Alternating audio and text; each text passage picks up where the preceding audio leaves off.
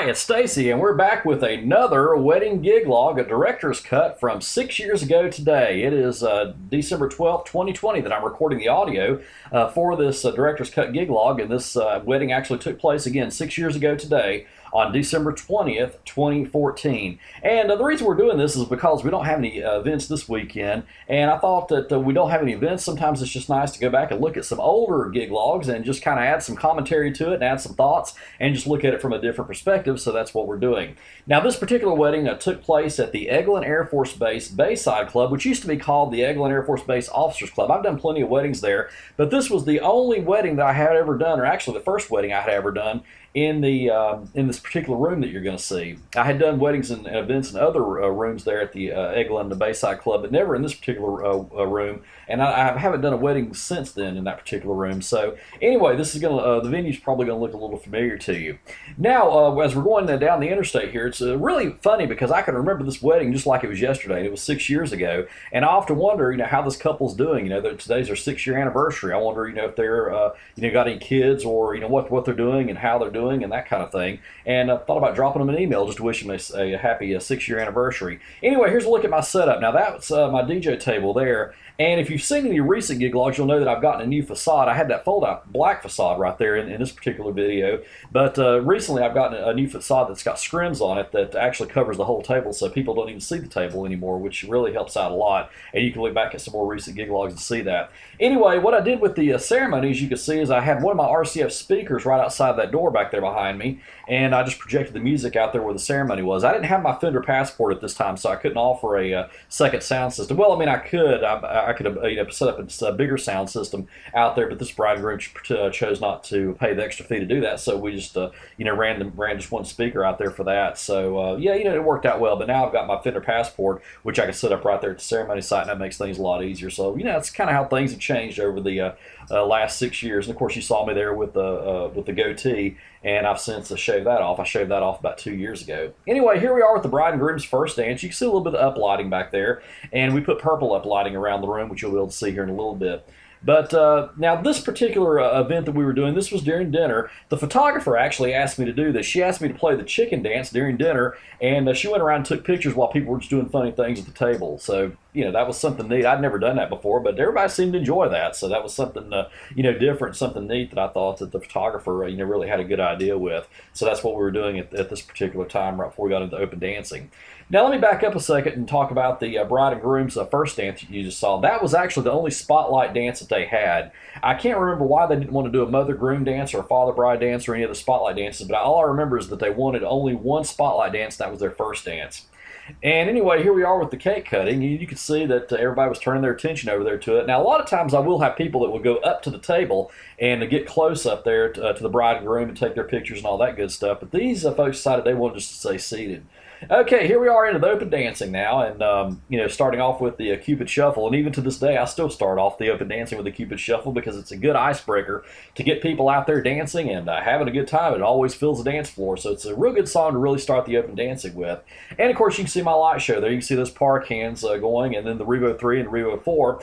And I have actually had people ask me about the Revo 3 and Revo 4. They'll still ask me how long I've had those. And I actually got those in 2009, and I still use them today. But I've had some DJs ask me. They'll say, well, why do you still use those lights if they're that old?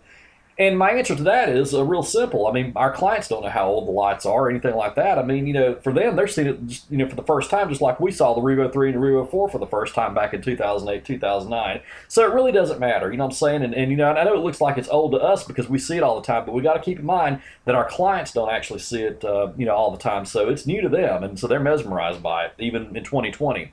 And of course, just a second ago there, you saw the sorority sisters singing a special song to the bride. I've seen that happen a lot. That's like a tradition that they'll get together and sing a song. And then, of course, you saw their monogram there behind the buffet just a little while ago.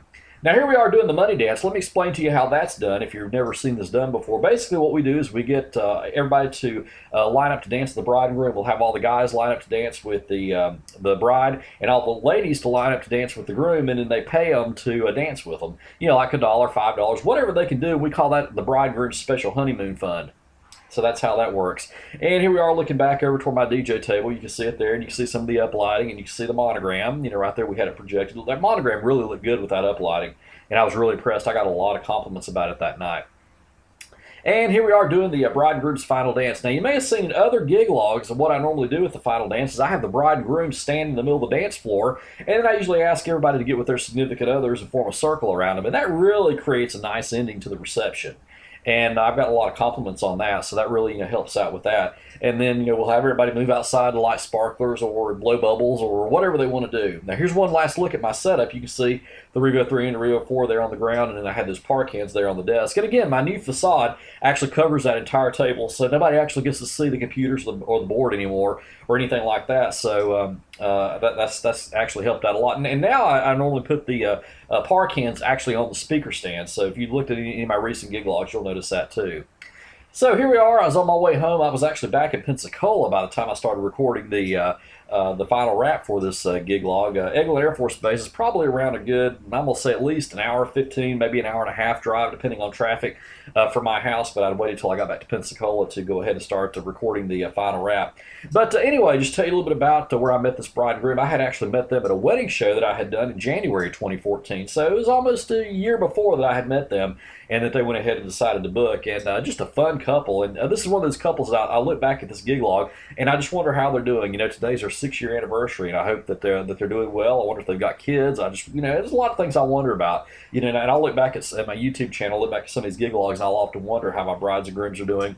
And I've even, kept in touch with some of my brides and grooms and know that some of them have gotten divorced, and some of them maybe one of the spouses has died or something like that. So, there's some sad things that happen with that. But then again, there are others that I've talked to that have gotten married and been married for many years and they're just as happy as they were on their wedding day. So that's one thing about this business. You're going to run into couples of all different degrees of points in their relationship. You're going to have some that are going to get divorced. You're going to have some that are going to go on and have a very happy marriage. You're going to have some that are, their spouse is going to die, and some that just don't work out for one reason or another, just like life. So it's always nice to just see how our brides and grooms are doing.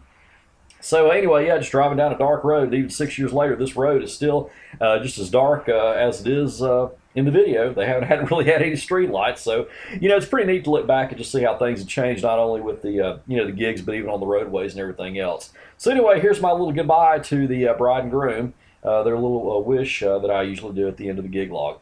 So anyway, I hope you enjoyed watching this. I've enjoyed watching this gig log with you, so we'll have another gig log coming up soon. So until next time, practice and enjoy.